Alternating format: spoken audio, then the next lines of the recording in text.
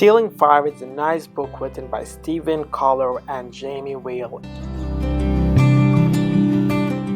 answering some very important philosophical questions about our existence. He talked about the Google experience and the SEAL experience and the work culture they have achieved by a state that scientists refer to as a flow. In this state, the person is totally in the moment. He doesn't ask many questions and he acts on his instincts. In this state, the person is not judgmental and he feels he's a part of a whole. The authors argue that in this state, the most productivity is achieved and miracles are created. They also mentioned about the God helmet, which stimulates spiritual feelings in its wearer. They say that this state is biological and is not something that gets initiated by God or by higher or upper spirit. Well, I'm not undermining what you are saying, but I totally disagree with your conclusions. Now, when you are state about what you do know, it is important to be modest about what you don't know. Fighting against God is like playing a grandmaster chess player when you are a total beginner.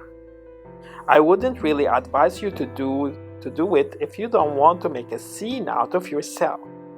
The more you know, the more you don't know, and the more room that there is for God and spirituality. I'm sorry you think God's existence limits your existence. It doesn't. It justifies it.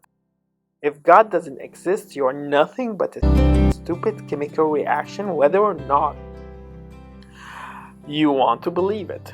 I understand your need to step up and sit on God's throne, but is God dead? Well, he's not. And he is as strong as ever. Said in another way, science can answer how, but only spirituality can answer why. Now, if you think that this state of flow is when a person loses his sense of self and relates to a whole, who can better achieve this goal than God in approving of his existence? People see this as limiting, but it's not. Now, one wants to be told, grow as much as you want and you will never outgrow me, which is precisely what God is saying, and this is very depressing and it puts us off. If God has figured it all out, what is the point of us? The point of you, as far as God is concerned, is to sense His power and existence, and this is your whole point to Him. Now you are most productive in this state, whether you are conscious of it or not. This is the state of flow. This is when you lose your sense of self. If the fact that God exists and He is in control is hurting your feelings, do you think you can just change it? You can never be well grounded unless when the sky is your limit. The sky is God. God is not limiting. God is limitless.